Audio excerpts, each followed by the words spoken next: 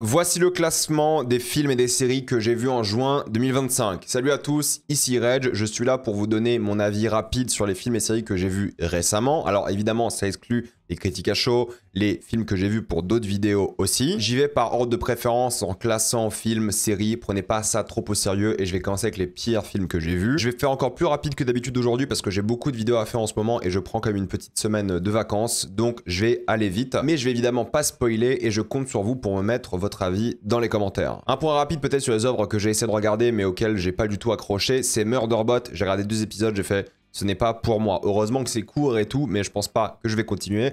La même pour Your Friends and Neighbors, j'ai regardé 4 épisodes et demi, je crois 5, et je me suis dit ok, ça m'intéresse pas assez, c'est pas assez bon. Il y a plein de gens qui vont adorer cette série, c'était pas mon cas personnellement, enfin c'était bien, mais je voulais regarder d'autres œuvres en priorité. Et j'ai essayé aussi au Thousand Blows, j'ai pas non plus accroché, pourtant j'aime bien l'ambiance, j'aime bien les acteurs, mais je pense pas que je vais continuer. La pire œuvre que j'ai vue en juin, c'était évidemment Until Dawn. Alors Until Dawn, pour ceux qui connaissent pas, c'est l'histoire d'un groupe d'amis qui vont se retrouver dans une sorte de maison hantée dans laquelle ils vont mourir éternellement. Voilà, ils vont se réveiller, mourir, se réveiller, mourir. C'est un film de time loop et c'est assez intéressant parce qu'en fait moi j'avais fait le jeu vidéo dont ce film est adapté pour critiquer le film, mais quand le film est sorti, personne ne le diffusait à Lille en VO. En tout cas, du coup, j'ai pas fait la critique, honnêtement, ça m'a saoulé. Et je suis bien content parce que c'est bien de la merde. Voilà, disons les choses, c'est bien de la merde, c'est bien nul. Alors, il n'y a aucun rapport avec le jeu vidéo pour le coup, sauf quelques créatures et d'autres choses comme ça. C'est vraiment vide par rapport à ça. Donc, tous ceux qui veulent que ça respecte l'ambiance, que ça respecte l'identité ou que ce soit par rapport à l'essence de l'œuvre, laissez tomber.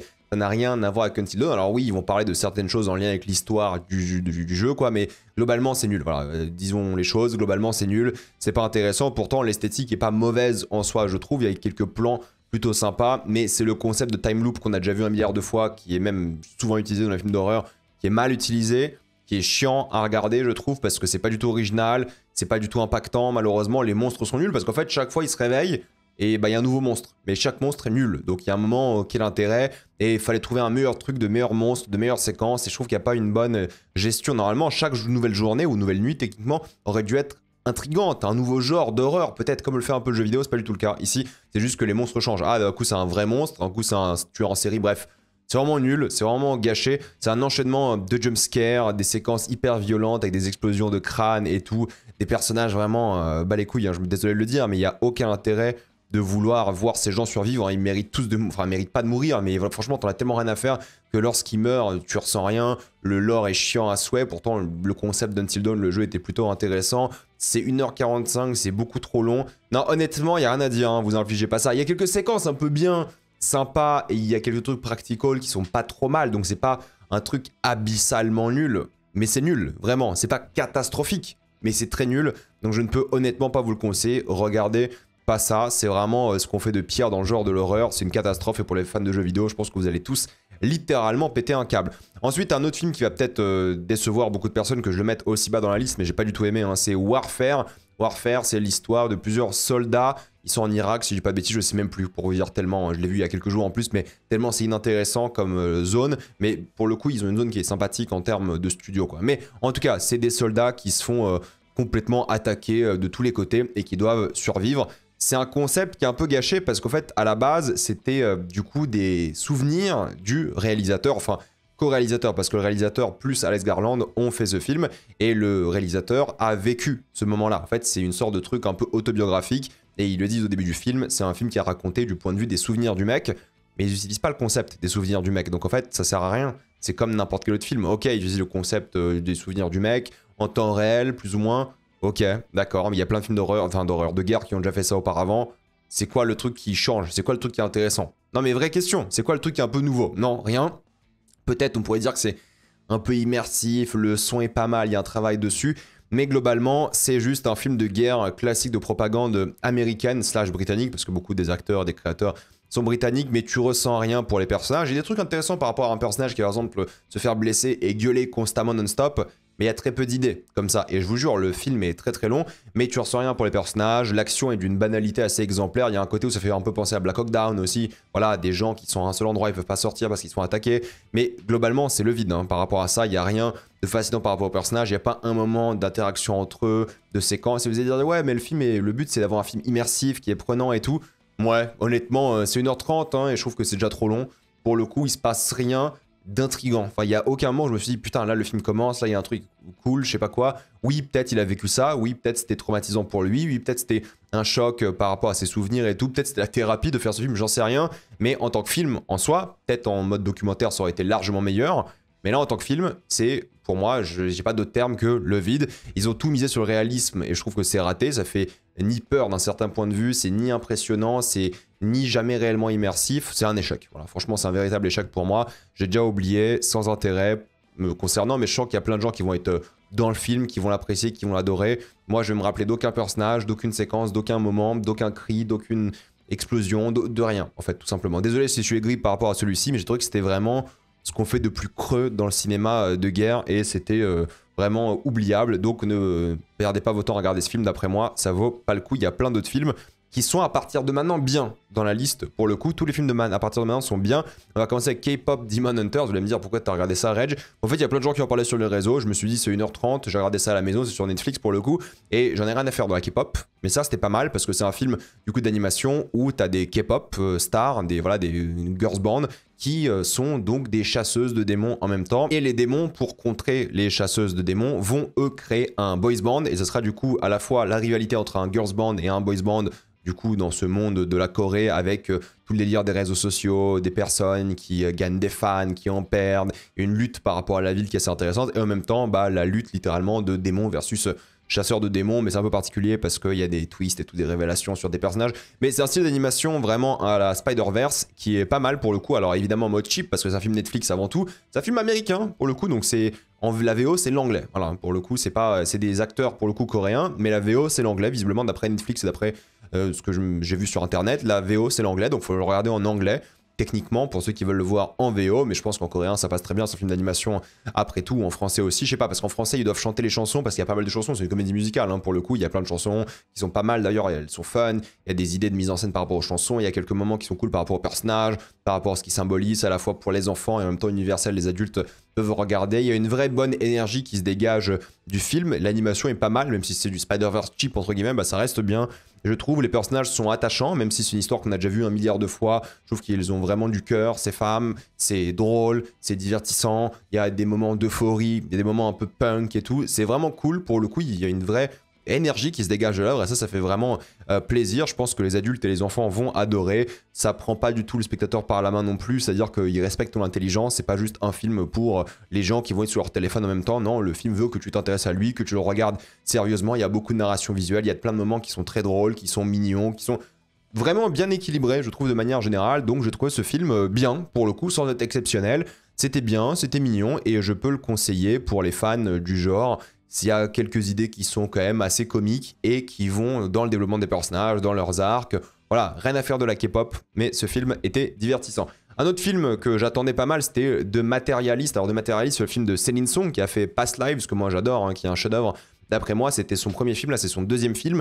Tout le marketing a été fait autour de cette comédie romantique où le personnage de Dakota Johnson doit choisir le riche Pedro Pascal ou le pauvre Chris Evans, et le marketing c'était ça, comédie romantique entre les trois. Bon, c'est encore un plan à trois entre guillemets, parce que Céline Song c'était un peu ça, et son mari c'est de rigolo parce qu'il a fait du coup Queer et Challengers, qui est aussi une histoire de plan à 3, Challengers, donc c'est un peu marrant ce couple qui fait des histoires de plan à 3.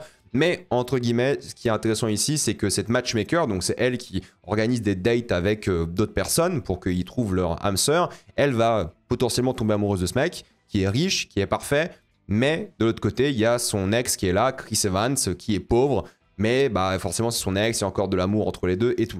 Et il y a l'esthétique clairement de Céline Song, c'est un film qui est joli, il y a des idées de mise en scène, c'est plutôt pas mal de ce point de vue-là, ça met bien en avant les décors, le luxe, il y a tout un travail sur montrer la pauvreté versus le luxe justement, et qu'est-ce que ça fait de toujours dîner dans des beaux restaurants et ensuite être avec un mec pauvre qui peut à peine payer des clopes ou des trucs comme ça. Donc c'est assez intéressant par rapport à ça, et je trouve que c'est un joli film de manière générale. Alors c'est loin de Past Lives, pour le coup Past Lives c'était une claque visuelle, c'était magnifique, c'était innovant, je trouvais même à certains moments, bref c'était assez génial. Là c'est classique, c'est habituel, on dirait plus un film entre guillemets de studio qu'elle fait, non pas pour elle-même mais pour un studio, pour se dire ok, je fais ce film mais le prochain vous me le financez, qui sera peut-être moins commercial. Et c'est assez ironique parce que ce film-là est bien esthétiquement, il y a des idées de mise en scène par rapport aux personnages, par rapport à leur statut social et tout, mais il est basique en termes d'histoire, il est simple. il est hyper peu subtil, c'est super superficiel comme film, ce qui est paradoxal parce que le but du film c'est de parler des gens qui sont superficiels. Donc c'est hyper convenu, c'est hyper peu marquant et c'est pas du tout touchant, je trouve. Alors c'est un peu mignon, d'accord, mais ça passe à côté du cœur émotionnel, tu ressens pas grand chose à la fin, ce qui est l'opposé encore une fois de Past Lives. Et l'ironie dans tout ça, c'est que même si c'est un film de commande entre guillemets, qu'il voulait pas forcément faire, mais qu'il a fait pour l'argent et en même temps pour peut-être faire un film après, c'est marrant parce que Past Lives a mieux marché. Je veux dire, Past Lives, on est sur du 40 millions de box-office pour 10 millions de budget. Là, on est sur 20 millions de budget pour 40 millions de box-office. Donc fatalement, il faut que le film fasse 2 fois plus que Past Lives pour qu'il soit plus ou moins rentable. On verra bien, mais en tout cas, moi je trouve que c'est bien. Honnêtement, c'est bien, c'est plus commercial que Past Lives, c'est beaucoup moins touchant, moins impactant, mais c'est bien parce que elle arrive à faire jouer ses acteurs, elle arrive à sortir vraiment une bonne alchimie de tous ces gens-là, elle arrive à avoir des moments quand même où le dialogue est un peu ringard et tout, mais les acteurs font un bon travail par rapport à ça, grâce aussi je pense au travail de mise en scène. C'est pas mal quand c'est dans le drame, pour le coup ça parle de sujets sérieux qui sont pas l'histoire d'amour, lorsque ça parle de, parce qu'il y a toute une intrigue par rapport à autre chose que l'histoire d'amour qui est vraiment pas mal. Là, j'aime bien, mais sinon, c'est déjà vu 20 fois, c'est assez simple, mais c'est bien. Voilà, honnêtement, c'est sympa, ça se regarde bien, c'est divertissant. C'est quoi, 1h50, je crois. Il y a un côté business des relations, ça parle de, voilà, être pauvre versus riche dans le monde des relations. Qu'est-ce que ça fait de dater dans une grande ville quand tout le monde est riche ou pas riche? Bref, c'est sympa, sans plus, honnêtement. Donc j'étais un petit peu déçu tout de même, sans me dire que j'ai détesté, parce qu'en vrai, oui, c'est bien. En réalité. Et pour parler du prochain film, Amélie et la métaphysique des tubes, j'ai beaucoup aimé l'approche de ce film parce qu'en fait, c'est l'histoire d'une jeune fille et ses premières années de vie, tout simplement de sa naissance à ses premiers pas, ses premières phrases, etc., etc., au Japon, en tant que citoyenne belge. C'est du coup un biopic sur la vie d'Amélie Nothomb qui a donc fait ce bouquin à l'époque, c'est une adaptation du bouquin, et c'est littéralement sa vie et ses premières années. Du coup, c'est intéressant de voir comment une adulte voit sa jeunesse et comment elle a réussi à imager ça par rapport à un truc métaphysique, cosmique, par rapport à la religion, par rapport à Dieu, et faire le lien avec Dieu, sa présence, la nature, et le fait d'être une enfant, et tout simplement. Et c'est intéressant parce que du coup, c'est un beau film, pour le coup, sur l'enfance, vraiment, sur les choses très imagées, qui s'imaginent. Il y a beaucoup d'imagination de la part du personnage qui est montré via les scènes du film, la photographie et tout. Il y a un truc vraiment enchanteur qui est assez intéressant, et en même temps, c'est un film sur le fait oui, d'être un enfant, mais surtout de comment être un parent. Et c'est ça qui va être aussi fascinant. C'est vraiment, d'un certain point de vue, le choc des cultures, parce qu'en fait, elle a une sorte de babysitter qui, elle, va être constamment présente avec elle. Mais c'est une babysitter japonaise, elle parle pas forcément toujours la même langue ou de la même manière. Et il y a des écarts culturels, et c'est elle qui va apprendre cette culture, qui va apprendre comment être japonaise de manière générale, et comment vivre au Japon, et ne jamais vouloir quitter le Japon. Mais, fatalement, c'est un film sur la famille, mais aussi sur le deuil. Voilà, c'est ça qui est vraiment le cœur du film, c'est que c'est un film sur le fait de perdre quelqu'un, le fait d'être complètement endeuillé, et comment une famille réagit à ça, comment une famille évolue par rapport à ça, et comment une famille arrive à passer à autre chose. Et quand je parle de deuil, c'est pas juste le deuil de voir quelqu'un mourir, même s'il y a de ça, mais c'est surtout le deuil de passer à autre chose, d'oublier quelque chose, et de commencer potentiellement une nouvelle histoire, une nouvelle aventure. Et ça, c'est assez fascinant, et c'est un film qui est vraiment paisible, qui est bien rythmé, qui a des moments touchants, beaucoup de symbolisme, évidemment. Donc oui, il est à la fois drôle, je trouve quand même assez mémorable, même si c'est pas le grand film de l'année. J'étais vraiment diverti par ce que le film proposait. Donc honnêtement, en tant que film d'animation d'1h20, ça vaut clairement le détour. Vous allez vous régaler, je pense, devant. Que ce soit les adultes, les enfants, vraiment tout le monde va se retrouver dedans. J'ai aussi vu De Bear saison 4 pour le coup, et je pense que c'est là que la série m'a perdu. Elle a été renouvelée pour une 5e saison. J'espère, entre guillemets, la dernière, parce que pour moi, là, la série n'a plus vraiment d'idée. En fait, toutes les saisons, la série a réussi à se renouveler, mais là, cette 4e saison, et la 3e qui était un peu une saison de transition. Là, la 4e, j'ai aussi l'impression que c'est une saison de transition, mais vers quoi? J'espère vers un final avec la 5, une dernière saison ultime, parce que ça patauge. Voilà, ça va un peu dans tous les sens, ça arrive plus à se concentrer, parce qu'en fait, les premières saisons étaient efficaces. C'est-à-dire que première saison, il devait prendre le restaurant de son frère décédé pour en faire le meilleur restaurant de bœuf de Chicago, et en même temps, la 2e saison, il voulait rendre ce restaurant de bœuf un restaurant de luxe, il voulait avoir des étoiles et tout. Mais fatalement, honnêtement, là, la 3e saison, il n'y avait plus vraiment ce concept, ça devait faire face aux critiques, au financement et tout. Là, la 4e, c'est surtout ça, c'est comment réussir à financer ce restaurant, mais ça se concentre beaucoup plus sur les personnages que sur le restaurant, en réalité, ce qui est un petit peu, je trouve, décevant, parce que le mélange des deux était bien. Il y avait le stress du restaurant, chose qui a complètement disparu, hein. Pour le coup, je crois qu'il n'y a quasiment aucune séquence mémorable dans le restaurant, et en même temps, les drames de personnages qui étaient bien, et le mélange des deux était génial, mais c'est le mélange des deux qui était bien. Là, on se concentre vraiment sur les drames des personnages, Il y a des trucs sur le restaurant, mais beaucoup moins. Et c'est difficile à critiquer parce qu'en réalité, c'est quand même bien. C'est quand même divertissant, c'est quand même bien. Il y a quand même des idées de mise en scène. C'est bien joué, même si parfois il y a des épisodes où ils veulent vraiment choper les Emmy Awards, les Golden Globes et tout. Ça se voit. Tu sais, ils ont des actors off, quoi, où ils s'envoient des répliques pendant 40 minutes et tout non-stop. Bon, c'est un peu lourdingue à certains moments. Donc, il y a un côté aussi très psy dans l'écriture. Tu vois, maintenant, ils parlent de leurs sentiments. Avant, ils avaient du mal à mettre, on va dire, les mots sur leurs sentiments. Maintenant, ils parlent ouvertement de leurs sentiments et tout. C'est un peu particulier. Et il y a beaucoup moins de tournants majeurs, je trouve, dans cette saison, malheureusement. Il y a beaucoup moins de moments remarquables, géniaux, mémorables. Il y avait le moment avec Radiohead dans la saison 3, si je dis pas de bêtises, qui a été assez dingue, qui était marquant, qui commençait bien la saison. Et la saison 3 avait quand même des pics de qualité. Là, il y a des épisodes qui sont vraiment bien. Il y a un épisode d'une heure, hein, quand même, qui est bien, mais sans être exceptionnel. Hein. C'est pas le Forks ou d'autres épisodes. Ils ont tous encore, les personnages, une bonne alchimie. Il y a des moments doux, je trouve, par rapport à eux. Mais je pense que c'est la pire saison des 4, honnêtement. Il n'y a même pas, vous savez, dans la saison 3, il y avait un épisode sur un personnage qui faisait sa vie, qui se réveillait, on était dans sa routine et tout. Là, honnêtement, il n'y a pas d'épisode marquant. J'ai trouvé ça ok. J'ai trouvé ça bien, sans être complètement scotché par l'œuvre. Mais en fait, c'est bien. Pour une série, c'est même très bien, je vous dirais. C'est une série qui mérite d'être vue toujours. La saison 4 est bien. Mais c'est la moins bonne des 4 saisons. Ça veut pas dire que c'est mauvais, ça veut dire que ça reste très divertissant. J'ai passé un vrai moment devant, agréable. Mais c'est que plus tu y penses, plus c'est creux, c'est un peu vide. Même s'il y a quelques moments qui sont bien, il y a quelques idées qui sont pas mal. Mais par rapport à ce qu'on est habitué avec De Beer, oui, c'est faible. Voilà, c'est faible. Même si en tant que série, ça reste bien. Mais pour De Beer, c'est pas bien. Voilà. J'avais pas grand chose à dire en réalité dessus, hein, parce qu'ils auraient pu faire tellement plus de choses. Mais même s'il y a quelques caméos sympas et des trucs comme ça, c'est la saison qui m'a le moins marqué, je pense, depuis le début. Et je pense qu'il est temps d'arrêter avec une 5e et dernière saison. Ensuite, j'ai vu un film que je pense beaucoup de personnes ont évité. C'est le retour d'Ulysse. Alors voilà, c'est l'histoire, hein, c'est ça. C'est Ulysse qui revient de son voyage et on voit son retour sur sa terre où il est censé être le roi. Et comment est-ce qu'il va expliquer que c'est le roi? Vous connaissez l'histoire d'Ulysse et tout. Alors ils prennent quelques libertés assez intéressantes, je trouve, par rapport au film que je vais pas spoiler ici. Mais le concept de base est intéressant parce que cette fois-ci, en fait, Ulysse est un mec, interprété par Ralph Fiennes, qui est un vétéran de guerre avec du PTSD. Il est traumatisé, il est beaucoup moins humain qu'avant, et c'est ça qui est intéressant, c'est que le mec est une coquille lui-même. Donc c'est ça qui va être vraiment divertissant, qui va être fascinant par rapport aux réactions des autres personnages. On dirait, et il le dit dans le film, une sorte de SDF qui est malade et tout, qui apparemment a vécu évidemment ce qui s'est passé à Troie, mais bon, tout le monde le prend comme un SDF, quoi. Personne ne le prend au sérieux, c'est assez fascinant par rapport à ça. Et c'est, alors paradoxalement, un film qui est à la fois très beau et à la fois très téléfilmique, c'est-à-dire qu'il y a des beaux paysages magnifiques en extérieur, il y a des beaux studios et tout, mais parfois l'éclairage aide pas. Parfois l'éclairage, on dirait vraiment un truc de streaming, ce qui est un peu dommage parce qu'il y a vraiment des beaux endroits. Les acteurs jouent tous très bien, il y a beaucoup de personnages, d'intrigues, de motivation, de plein de choses en mode politique, drame, qui est vraiment pas mal. Mais alors attention, parce que c'est super lent. Alors il y a quelques scènes d'action qui sont pas extraordinaires, mais c'est super lent parce qu'en fait, je vous jure, les scènes sont à rallonge. Et je trouve ça intéressant parce que moi je trouvais le film vraiment relaxant. Je voulais presque m'endormir devant, mais pas en mode négatif. J'étais vraiment relaxé devant l'œuvre. J'ai trouvé ça vraiment doux. Et c'était cool d'avoir une œuvre comme ça qui était douce, qui était vraiment prenante par son côté relaxant, qui te charmait un petit peu, presque à t'endormir. Et je dis vraiment ça avec beaucoup de passion, presque, parce qu'en fait, il y a plein de moments où les personnages vont, je sais pas, tirer avec un arc, mais ça va être hyper lent. Quand il va tendre la corde, ça va prendre genre quelques minutes. Quand elle va tisser, ça va prendre des minutes. T'as des plans comme ça super longs. Donc c'est un film qui est peut-être un peu soporifique, mais qui est bien par rapport à ça, je trouve, parce qu'il y a un travail sur la mise en scène par rapport au personnage. Il y a des longues pauses entre chaque réplique. Tu vas penser qu'il va dire un truc, et ensuite il y a une pause, mais de plusieurs secondes avant que le personnage réagisse.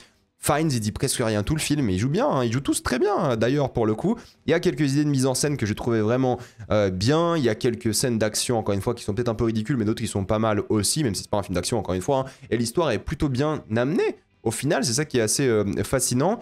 C'est bien, mais le rythme, bordel, c'est une folie. J'ai rarement vu un film qui prend autant son temps pour des tâches aussi basiques. Et c'est ça qui est assez agréable à voir dans le film. Voilà, la scène de l'arc, c'est le meilleur exemple, mais il y en a plein d'autres. Et c'est bien de voir ces acteurs jouer, interagir avec des motivations parfois cachées, parfois compréhensibles, parfois un peu moins, parfois émotionnelles, parfois plus rationnelles. C'est un reflet sur une vie passée d'un homme qui redécouvre, mais en étant détesté. Et je trouve que le film fait un bon travail sur ça. Donc ouais, non, c'est bien. Alors vous allez sûrement vous endormir devant, hein, je dis pas, hein, mais c'est bien. Et on va passer à l'opposé, pour le coup, d'une série devant laquelle vous n'allez pas vous endormir. C'est Mobland, avec Tom Hardy, Pierce Brosnan, Hélène Mirren, Paddy Considine. Voilà, c'est une histoire de mafieux à Londres, à notre époque, pour le coup, avec des mafieux de plein d'origines différentes et avec plein de problèmes différents parce que grosso modo c'est l'histoire d'une guerre des gangs et on suit un gang en particulier, le gang avec Tom Hardy, Pierce Brosnan et tout. Et c'est fascinant parce que c'est une série qui est donc voilà avec Guy Ritchie, producteur, réalisateur, un peu scénariste si je dis pas de bêtises, avec plein d'intrigues pour le coup qui sont je trouve hyper satisfaisantes. Donc il y a beaucoup de personnages, ils ont tous leur petite intrigue, il y a quoi 10 épisodes je crois de 50 minutes, 1 heure à chaque fois. Et c'est hyper divertissant parce que justement, ils arrivent à donner à chaque fois des choses à faire à tous les personnages et une bonne mise en scène qui les met en avant sans être extraordinaire. Mais chaque personnage fait des trucs constamment et ça avance aussi tout le temps. Ça qui est bien, c'est qu'en fait, en termes de rythme, le rythme il va à fond. Genre chaque personnage va être hyper actif tout le long. Ça va tuer des gens, ça va recruter d'autres gens, ça va rajouter des personnages, ça va créer du drame par rapport à certaines personnes, ça va teaser des saisons 2 et voire plus. C'est ça qui est bien, c'est que les personnages sont charismatiques, imparfaits, mais voilà, adultes, ils savent parler tout en étant un peu humains, en cachant des choses. Les thématiques abordées sur la famille sont plutôt pas mal, je trouve. Les dynamiques familiales aussi. Tu sais pas vraiment s'ils s'aiment, tu sais pas s'ils se détestent. Bon, c'est assez fascinant par rapport à ça à certains moments. Et les acteurs sont d'ailleurs tous géniaux. Et ils s'éclatent complètement avec la série. Pour le coup, c'est une série un peu à la Peaky Blinders moderne, en mode ça se prend pas vraiment trop au sérieux. Vous savez, Peaky Blinders, c'est une série qui fait de l'aura farming, comme disent maintenant les jeunes, c'est ça. Là, c'est un peu ça aussi, mais à notre époque. Voilà, c'est la meilleure comparaison. Ça se prend pas trop au sérieux, c'est fun, c'est drôle, il y a une bonne bande son vraiment cool aussi.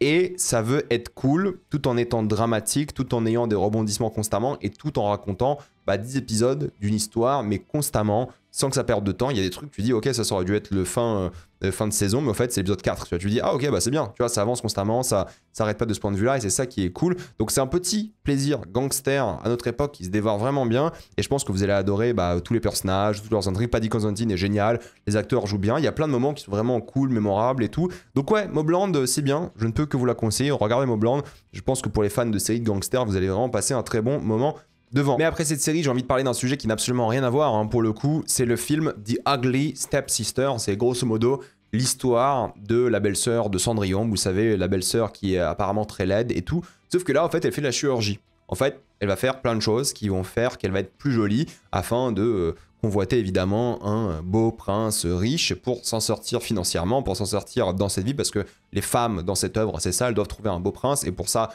faut qu'elles soient belles, faut qu'elles soient entraînées et tout, sauf que dans ce monde-là, la chirurgie, elle est brutale, elle est violente, elle va faire plein de choses brutales, plein de choses violentes, et c'est ça qui va être intéressant, c'est qu'en fait, c'est une sorte de mythe de Cendrillon qu'ils ont repris ici, mais en mode hardcore, en mode violent, plein de sang, et avec plein d'autres fluides d'ailleurs que le sang, avec plein de moments hyper intenses par rapport à ça. Ils en font peut-être un peu trop même à certains moments, mais ça qui est fun, c'est qu'en fait ça va au bout du truc, ça va vraiment au bout sans concession, il y a une énergie vraiment aussi forte dans la brutalité, la violence, le gore, le sexe aussi, tout est vraiment bien géré de ce point de vue-là. Il y a pas mal d'idées de mise en scène sur les regards, sur ces fluides aussi, sur les animaux. C'est violent. Alors quand je vous dis que c'est violent, c'est qu'il y a beaucoup de sang et tout, mais c'est aussi violent par rapport à plein d'autres phobies que peuvent avoir les gens, par rapport à une sorte de paranoïa, par rapport au regard des autres, par rapport aux choses qu'on mange, le vomi, des choses comme ça. Donc il y a beaucoup de fluides, donc attention pour les gens qui ont peur de ça, mais c'est satisfaisant. En fait, ça qui est drôle, c'est que ça va vraiment au bout de son concept, c'est satisfaisant dans la mise en scène, avec ces petites idées-là, c'est satisfaisant dans le jeu des acteurs, je trouve qu'ils jouent vraiment tous bien, de manière vraiment éclectique à certains moments, de manière un peu inattendue aussi, donc c'est vraiment cool la manière dont ils jouent, la manière dont ça montre la mise en scène. C'est un bon film qui mérite d'être vu, je pense, aussi pour les fans du genre, pour le coup, parce que ça épouse son concept et ça y va complètement au bout. Et je vais me rappeler de beaucoup de scènes du film, parce qu'elles sont tellement grotesques, même risibles à certains moments, et tellement minables presque, que ça qui est bien. Alors minable, pas en qualité négative, mais il y a des personnages qui font des choses qui sont tellement horribles, atroces, mais c'est ça qui fait la force aussi de l'œuvre, je trouve. Donc, honnêtement, The Ugly Stepsister, c'est en salle actuellement. Je ne l'ai pas vu en salle pour le coup, c'est le distributeur qui m'a envoyé un lien, et merci à eux pour regarder à la maison. Ouais, ça vaut le détour, l'ambiance c'est bien, et je pense qu'en salle, ça doit être pépite. Ça doit être divertissant. Donc si vous avez un film à voir en salle, je pense que cette semaine-là, surtout qui vient de sortir, pour le coup, il vaut le détour. Allez le voir, parce que ça doit être vraiment une dinguerie en salle, vu les réactions à certaines scènes que doivent voir les gens. Donc un véritable plaisir, je vous le conseille. Vous allez, je pense, beaucoup aimer pour ce que c'est, pour l'histoire, le conte transformé, manipulé. C'est prévisible, certes, mais ça y va à fond et c'est ça que je respecte aussi. Donc pour les fans de ce genre de film, je pense vraiment que vous allez passer un excellent moment. Si vous aimez les films d'horreur, gore, ça y va à fond sans aucun problème. Et pour changer complètement de registre, pour le coup, il faut parler de Niqab, qui est sorti en salle quasiment nulle part parce que super mal distribué pour le coup en France, mais c'est l'histoire en fait biopic entre guillemets du groupe, voilà, que vous connaissez peut-être aujourd'hui, hein, qui est un vrai groupe qui va à des festivals, qui fait des concerts. C'est le groupe Niqab, donc c'est une sorte de biopic musical sur eux. Et ce qui est intéressant, c'est qu'en fait c'est un film qui va raconter leur genèse, leur histoire de manière un peu imaginée évidemment, mais c'est un film avant tout sur la langue irlandaise, parce que le film est en irlandais la majorité du temps.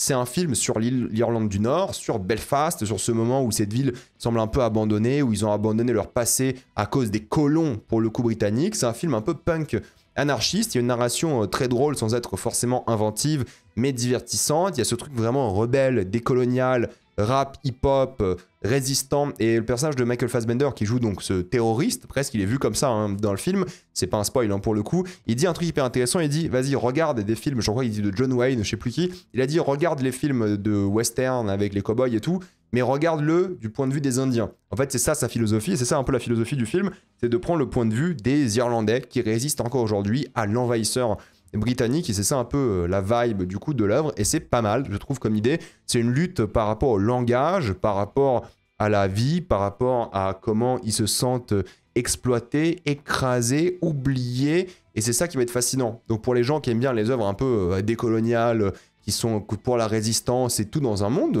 actuel, hein, via le spectre de la musique, de l'art, parce qu'il y aura beaucoup de clips de musique et tout, il y aura beaucoup de texte à l'écran pour faire un truc un peu flashy, il y aura ce truc hip-hop, les acteurs sont bons pour le coup, c'est très drôle, surtout durant les scènes de sexe par exemple, et tout, il y a un côté un peu western aussi à l'œuvre, c'est vrai quand j'y pense, la drogue hyper mise en avant, les institutions, les personnages, leurs arcs sont bien développés, ça va au bout des choses, ça parle beaucoup des médias, comment eux sont vus, il y a un côté biopic que tu peux voir dans la vraie vie, surtout par rapport aux polémiques qu'ils ont eux vécu dans la vraie vie.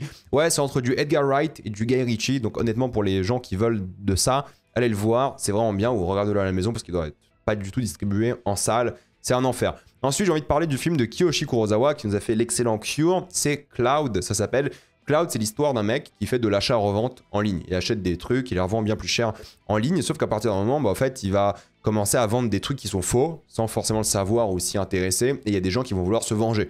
C'est-à-dire que le mec a vendu des produits faux, et les gens ont payé une blinde, et ils vont le trouver et se venger. Du coup, ce film qui est au début une sorte d'histoire sur le capitalisme, sur le mec qui essaie juste de vivre et d'avoir un salaire décent alors qu'en vrai il aurait pu faire autre chose, il veut juste vivre convenablement, bah ça devient une sorte de thriller étrange, barbare je dirais, parce que du coup les gens qui le retrouvent, ils veulent le tuer quoi. Mais ils veulent pas le tuer simplement, ils veulent le torturer. Donc ça qui va être intéressant, c'est qu'en fait il y aura beaucoup de personnages, beaucoup de subtilités sur qui ils sont, ceux qui veulent dans un système capitaliste pourri, et c'est un peu ça, c'est la satire de la violence de la société, de ce que les gens sont prêts à faire pour de l'argent, pour la vengeance, et juste trouver une excuse d'être violent au final. Et l'excuse, c'est l'argent pour le coup, mais pas que ça, hein, mais ça qui va être fascinant, je trouve. Et ça qui est bien, c'est qu'en fait, c'est un thriller qui est à la fois violent, inattendu, avec plein de surprises, plutôt bien joué, j'ai envie de vous dire, avec plein de mouvements de caméra hyper intéressants qui créent une ambiance, un suspense, un stress, qui te mettent dans des situations qui sont assez alarmantes, mine de rien. C'est, ouais, un peu du Cure, entre guillemets, de ce qu'a fait Kiyoshi Kurosawa,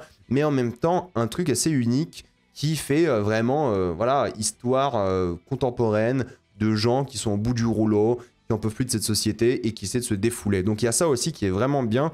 Je trouve toutes les intrigues sont satisfaisantes, la fin est super satisfaisante, elle est réussie. Il y a même une vraie tristesse de voir tous ces personnages-là devenir violents parce que c'est le système dans lequel ils vivent, et je trouve que c'est vraiment bien, c'est bien trouvé, c'est divertissant.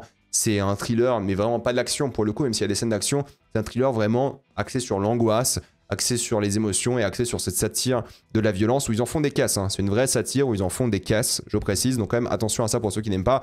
Mais personnellement, j'ai beaucoup aimé et je ne peux que le conseiller. Mais j'ai une petite préférence pour le Chime, si on peut appeler ça comme ça, parce qu'il y a plein de noms différents en fonction des pays, qui est sorti au cinéma aussi du même réalisateur, qui est sorti quasiment au même moment pour le coup. Mais là, c'est un moyen métrage de 45 minutes. Alors c'est très difficile d'en parler sans spoiler pour le coup, donc je vais pas spoiler. Mais en gros, c'est l'histoire d'un prof de cuisine qui a un élève perturbé. Voilà, je vais m'arrêter à là. C'est 45 minutes de ça. Il y a des choses qui se passent par rapport au bruit, par rapport au son. Ça devient une sorte de thriller psychologique vraiment à la Cure. Pour ceux qui ont vu Cure, et regardez Cure, c'est excellent. Et ça va vraiment dans la vibe horreur. Serial killer pour le coup peut-être, à vous de voir. Mais il y a cette vibe-là en tout cas dans la mise en scène, dans ce que ça raconte. Et le travail sur le son est vraiment utile. Surtout la fin que j'ai trouvé assez incroyable. Donc ça, c'est 45 minutes. Au début, vous savez pas trop de quoi ça parle, et plus vous avancez dans ces 45 minutes, c'est un épisode de série en théorie. Voilà, au lieu de regarder 10 épisodes de Mobland, regardez 10 épisodes de Mobland et un épisode du coup de Chime. Pour le coup, c'est un super moyen métrage avec un final assez fou. J'ai beaucoup aimé, voilà, franchement le concept était génial, c'était divertissant, c'était un vrai petit plaisir à voir, donc je ne peux que vous le conseiller honnêtement. Ensuite, on passe sur un film que j'ai beaucoup aimé aussi, qui s'appelle A Different Man. Ça, vous l'avez avec un VPN, par exemple, si vous voulez. Mais grosso modo, c'est l'histoire d'un homme que vous voyez là, qui ressemblait à l'homme qui est juste là. Voilà, qui a une sorte de maladie qui a fait qu'il a un visage déformé. Et il ressemblait à ça avant, mais il a fait une opération qui lui a fait perdre ce visage. Maintenant, il ressemble à une personne normale. Mais il est bien plus malheureux maintenant qu'il ressemble à une personne normale, parce qu'il a rencontré un homme, que vous voyez aussi ici, qui lui a cette maladie, mais qui est heureux, qui est charismatique, qui arrive à draguer des femmes, qui arrive à avoir un travail et tout, alors que lui, avant, n'arrivait pas. Du coup, il se rend compte qu'en fait, le problème, c'était pas son visage, mais c'était sa personnalité, parce que l'autre arrive sans problème. Mais c'est ça qui est intéressant, c'est de voir comment cet homme-là, qui est passé d'un visage anormal pour beaucoup de personnes à un visage normal pour beaucoup de personnes, le voir changer, et le voir à quel point il est malheureux au final, à quel point le problème est interne. Donc ça parle de ça, c'est comment la société perçoit les personnes différemment en fonction de leur apparence de une. Sébastien Stan, c'est peut-être la meilleure performance de sa carrière, pour le coup, rien à dire. Et c'est ça qui va être fascinant, c'est la chasse et la rivalité entre lui et l'autre homme, parce qu'il va créer une sorte de rivalité, parce qu'il se dit, ok, l'autre homme, c'est le moi du passé, mais en bien. Et lui, maintenant, dans le présent, il était heureux pendant un moment, mais fatalement, il est de nouveau perdu, parce qu'il comprend pas pourquoi il n'aurait pas pu être heureux toutes ces années avant. Donc c'est ça qui va être le cœur. C'est pas du tout une sorte de film à la Elephant Man, hein. Pour le coup, David Lynch, c'est pas du tout la même histoire, même si évidemment, c'est des maladies similaires, et l'acteur qui joue du coup Oswald, le personnage avec la maladie, va jouer dans une sorte de remake d'Elephant Man. Mais c'est pas du tout la même histoire, pour le coup, pour ceux qui étaient inquiets. Et c'est ça qui va être fascinant, c'est voir l'évolution psychologique, dramatique de cet homme, qui comprend que c'était pas l'apparence le souci, qui va avoir plein de discussions sur l'art de manière générale, parce qu'en fait, il veut devenir acteur, et sur le cinéma aussi. Et il y a un truc sur une sorte de femme qui va écrire une histoire, mais sur elle, lui, du passé. Bref, il y a plein de choses qui sont en lien avec le cinéma que j'ai pas trop envie de révéler, qui sont en lien avec l'art, qui sont en lien avec le fait de raconter une histoire, d'écrire une biographie, de mettre du sien dans l'art, et en même temps, comment lui aurait pu mettre du sien dans sa personne à l'époque et tout, donc ça qui est fascinant. Donc c'est une sorte de petit thriller dramatique, divertissant par rapport à ce cycle constant de cet homme qui aurait pu créer une persona différente, et au final non, la vie de ses acteurs, c'est littéralement ça, hein, c'est lui, comment il peut jouer et tout. Bah, c'est une sorte de film qui rentre dans la paranoïa la plus totale. Il y a pas mal d'idées de mise en scène, je trouve d'ailleurs, hein, sur la peau, sur les regards, sur la place dans le cadre, les reflets aussi, c'est pas mal. Il y a beaucoup de parallèles entre les deux vies. L'acteur, hein, pour le coup, ici, hein, il joue super bien. Pour le coup, c'est vraiment une performance de dingue. Franchement, c'est bien. Le vrai cycle de ce que vive cet homme, c'est surprenant, c'est top. Un peu trop long, je trouve. Ils auraient pu enlever quelques minutes, mais grosso modo, je pense que beaucoup de personnes vont adorer le film. C'est un petit coup de cœur, beaucoup l'adorent déjà. Mais en France, il n'a pas été distribué, ce qui est un peu dommage parce qu'en fait, il est vraiment bien. Mais mon œuvre préférée que j'ai découverte ici, c'est la série The Rehearsal. C'est une série sur HBO Max. Le concept est très étrange, vous allez voir, mais c'est une série que j'ai beaucoup aimée. J'avais découvert Nathan Fielder avec la série The Curse, qui était vraiment pas mal pour le coup. Mais là, ce qui est bien avec The Rehearsal, c'est qu'en fait, c'est l'histoire d'un homme sur 2 saisons. Il y a 2 saisons de 6 épisodes chacune. La première saison se concentre sur lui qui essaie d'entraîner quelqu'un à devenir une bonne mère. En fait, c'est ça le concept, c'est The Rehearsal. Donc, c'est quelqu'un qui entraîne les gens à devenir des meilleures versions d'eux-mêmes via la répétition, via le jeu d'acteur. Donc, la première saison, c'est cette femme qui est un peu perdue, qui cherche un mari, mais en même temps qui veut savoir si elle pourrait être une bonne mère. Et en fait, elle découvre via cet homme qu'elle pourrait ou pas, comment elle serait sa relation avec son enfant. Et en même temps, c'est aussi la déconstruction de ce que pense cet homme par rapport au fait d'être un parent et tout. Et c'est super intéressant par rapport à ça. Surtout qu'en fait, on dirait une série qui n'est pas du tout de fiction. On dirait une télé-réalité. Et grosso modo, ça l'est. Pour donner un exemple, la 2e saison, c'est sur les crashs d'avion. En fait, le mec est fasciné par les crashs d'avion et il se rend compte que le gros problème des crashs d'avion, c'est la communication entre, du coup, le pilote et le copilote. Et il essaie de gérer ça via son rehearsal, donc via ses répétitions. Et ce qui est fort, c'est qu'en fait, il va prendre des vrais pilotes, il va prendre des vrais gens qui ont bossé dans l'industrie, dans la première saison aussi, hein, pour le coup. Il va prendre des vrais gens, leur donner non pas un script, mais un contexte, et ces vrais gens vont devoir jouer. Et la force de la série, c'est de ne jamais savoir où est la limite entre la réalité et la fiction. Et ça, c'est la grande force vraiment de l'œuvre, c'est qu'on ne sait jamais dans quelle direction ça va. Et le truc, c'est qu'il y a beaucoup de moments forcément de gêne, parce que c'est un peu l'humour de Nathan Fielder, il y a beaucoup d'humour particulier, faut aimer hein, pour le coup, mais l'acting est assez irréprochable, tu sais jamais s'il joue ou si c'est des vraies émotions, ces personnages, pour le coup. Mais ce qui est vraiment fort, c'est ça, c'est qu'en fait, c'est le développement de ces personnages-là via la répétition. Et du coup, tu sais pas si c'est scénarisé ou si ces gens vivent vraiment du vrai développement de personnages. Et ça qui est bien, c'est le mystère et c'est en même temps le doute. Et ça carry la série pendant les 12 épisodes, hein, 2 saisons complètement différentes. La deuxième est masterclass, la première est très bien, mais la deuxième est vraiment très très bien, l'une des meilleures saisons de l'année pour le coup, parce que tu y crois à fond, mais tu devrais pas, mais en même temps tu as envie. Donc c'est ça qui est vraiment, d'après moi, fascinant. Et c'est ça qui m'a rendu accro à surtout la saison 2. La saison 1, je savais pas trop ce que je regardais en réalité, donc c'était un peu perturbant. Mais la saison 2, je vous jure, quand vous êtes pris dans le truc, il faut regarder la saison 1, hein, je précise, hein, parce que c'est mieux. Enfin, c'est pas qu'il faut, mais c'est mieux de regarder la saison 1 quand même pour comprendre plein de choses, parce qu'il y a plein de choses qui reviennent dans la saison 1, dans la saison 2.